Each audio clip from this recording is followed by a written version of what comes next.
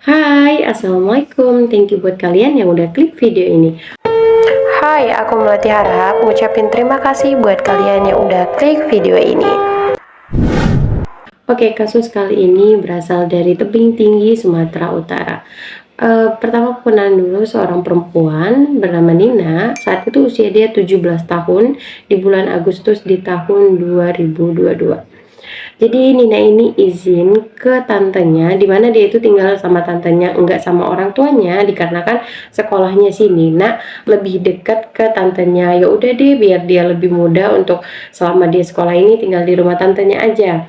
Dia izin, tante aku mau pergi keluar dulu ya, mau beli makan. Jadi kayak nggak ada yang hal mencurigakan, nggak ada firasat yang gimana-gimana. Nih si tante ya udah izin aja. Setelah si tantenya ngizinin, kok si Nani bukan Nina ya. Si Nani ini kok nggak balik-balik gitu kan, kok nggak balik-balik sampai besok paginya juga nggak balik-balik gitu. Terus siap itu setelah sekian lama nggak balik-balik, ya udah dilaporin lah ke polisi bahwa keluarga ini kehilangan putrinya gitu. Setelah dilaporkan hilang 3 minggu kemudian nih, jadi ada bapak-bapak, jadi si bapak-bapak ini lagi ngumpulin rumput gitu. Dia lagi ngumpulin rumput, tiba-tiba dia teriak itu pagi-pagi loh, masih pagi banget dia teriak. Dan kebetulannya di situ ada satpam, dia lagi mau berangkat kerja, dia kayak kaget, "Hah, ada apa Pak? Ada apa?" gitu. Teriak kenapa? Terus si bapak itu bilang, "Iya saya nemuin mayat." Terus kayak yang, "Hah? Nemuin mayat?" Ya udah akhirnya bapak satpam ini sama si bapak yang nemuin mayat itu pergi ngeliat lagi, dan di situ ada juga satu orang lagi yang kebetulan pagi itu lewat dan ikut nih. Jadi mereka bertiga ngelihat mayat itu. Setelah ngelihat mayat itu heboh lah kan, orang-orang juga pada berdatangan, kayak warga kayak ya di jadi penemuan mayat ini tuh kayak di sebuah pohon, tapi di sampingnya itu kayak ada bekas-bekas gudang, pokoknya bukan gudang ya, tapi kayak bangunan-bangunan gimana ya, bekas aspal. Intinya itu dia tuh tempat yang udah nggak akan orang datang gitu loh. Terus saat itu mereka ngeliat mayat itu semua udah heboh, akhirnya dilaporin lah ke polisi. Tapi pas lagi polisi ini datang gitu kan, kayak warga-warga kan juga pada berdatangan, ada mayat, pokoknya gimana sih kayak penemuan mayat, siapa yang nggak heboh gitu. Tiba-tiba ada ibu-ibu teriak-teriak, pas dia teriak-teriak orang-orang kayak, "Hah, kenapa tuh ibu-ibu?" gitu kan.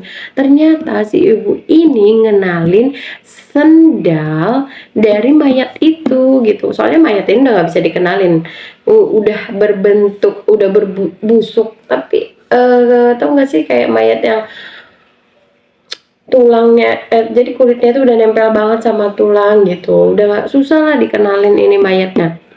Ibu itu nangis dan dia bilang, "Ini anak saya," itu. "Ini si Nani, saya kenal dari sendalnya." Terus yang kayak pokoknya dia bilang, "Ini anak saya," makin histeris kan. Udah 3 minggu anaknya hilang, tahu-taunya dia ngelihat ada mayat yang, dan dia kenal banget itu sendal anaknya.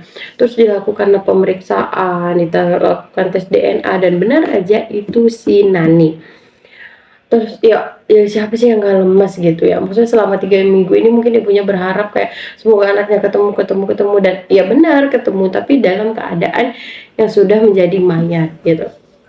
Terus ternyata di saat penemuan mayat ini, paman si Nani ini yang bernama Isramadan, usia 37 tahun, dia ini duda anak 4, tiba-tiba kabur. Dia bilangnya sama tetangga, "Saya minjem motornya dulu ya," itu motor Nmax dia pinjem. Terus dia kabur dan nggak balik-balik lagi. Otomatis curiga dong, kok udah penemuan mayat, tiba-tiba si pamannya ini kabur gitu. Terus kan di mayat itu juga, setelah dilakukan pemeriksaan, ada kayak bekas-bekas luka tusukan, banyak itu tusukannya tuh, kayak di leher aja 2, di dada 10, di perut 2, kira-kira ada 18 tusukan gitu loh di mayat itu. Terus siap itu, dan ada juga kayak bekas pelecehan.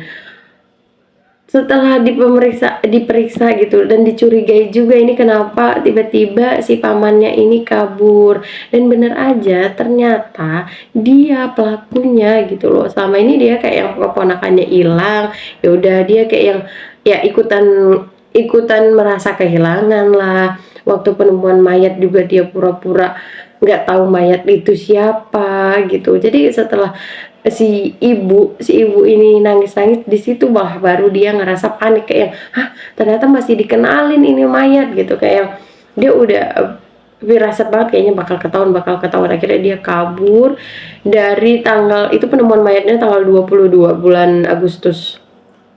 Dia kabur, dia pindah daerah. Jadi kayak setiap dilacak nih, ke sana kemari sampai akhirnya di tanggal 28 Agustus dia ditemukan dari tebing tinggi Sumatera Utara. Dia ditemukan di Riau. Jadi di Kabupaten Rokan Hulu Riau dia ditemukan. Jadi di situ tuh di salah satu warung makan, akhirnya polisi nangkep dia, tapi karena dia kayak berusaha kabur, udah ditembak sekali masih berusaha kabur lagi, ditembak 2 kali sampai akhirnya dia udah nggak bisa kemana-mana. Jadi setelah dia ditangkap, kayak dilakukanlah interogasi, kenapa kamu bisa melakukan pembunuhan ini kepada keponakan kamu? Soalnya orang ngelihatnya itu ya kayak paman dan keponakan yang biasa aja gitu loh. Terus habis itu dia bilang, iya jadi saya di malam itu kan si Nani ini izin nih kan keluar, terus pas dia lagi naik motor, tiba-tiba ada yang manggil dan dia kenal itu suara pamannya dia, ya kayak yang gimana sih, biasa aja gitu loh, gak ada yang firasat gimana-gimana. Si Nani kayak dipanggil, dia berhenti ngeliat ke belakang gitu. Setelah dia ngeliat ke belakang, oh bener gitu omnya, kenapa om gitu. Tiba-tiba si Ramadan ini menarik dia, udah setelah dia ditarik, akhirnya dia dibawa ke tempat itu. Memang tempat itu tuh tempatnya sepi banget ya, apalagi itu kejadiannya malam kan. Setelah dia bawa ke tempat itu, dia melakukan kayak pelecehan, otomatis si Naninya ngelawan, teriak apa, karena dia ngerasa kayak, aduh nanti aku ketahuan orang nih. Akhirnya dia bekap mulutnya si Nani. Udah dibekap sama si Ramadan itu, dia di situ ngebawa gunting. Jadi di sini sih katanya bukan kasus pembunuhan berencana ya, tapi nggak tahu kebetulan banget dia ini bawa gunting. Dan setelah dia bisa ngebekap itu, dia melakukan pelecehan itu, dia tusuk sampai akhirnya meninggal. Setelah itu dia bawa nih, udah, jadi dia melakukan perbuatannya itu di satu tempat yang udah nggak bisa kepake. Terus dia bawa mayatnya ke pepohonan. Udah dia bawa ke pepohonan, dia tutupin pakai daun-daun. Jadi selama 3 minggu dia ngerasa kayak aman-aman aja. Makanya dia kaget banget gitu, kenapa bisa sampai mayat ini ketahuan. Jadi kayak yang bener-bener sebuah kejahatan tuh kita kayak nggak nyangka lah orang, kok bisa sih orang yang terdekat dia, harusnya pamannya kan, yang maksudnya kita tahu tuh sebagai bisa lah melindungi dia gitu loh. Ternyata malah orang yang harusnya melindungi dia, malah itu yang mencelakai dia gitu. Yang kayak kadang orang udah berusaha untuk ngeprotek, tapi namanya juga ada syaiton yang datang ini, sampai ada kejadian yang kayak gini gitu loh. Terus ya lebih ke banyak doa aja sih, soalnya banyak kasus yang kayaknya orangnya udah ngejaga, orangnya udah usaha, udah kayak contohnya aja kasus yang kemarin 2 adik kakak itu yang dimasukkan ke dalam sumur, mereka itu udah ngejaga diri banget loh gitu. Jadi bukan suatu kasus itu si korbannya ini nggak ngejaga diri gitu, tapi memang ya si pelakunya aja yang Syaitonir Rojim gitu. And thank you buat kalian yang udah dengerin cerita ini. See you di cerita selanjutnya. Bye bye. Bisa kali subscribe. Iya dong, mau dong. Iya ya, oke. Thank you, makasih. Subscribe loh, bener ini.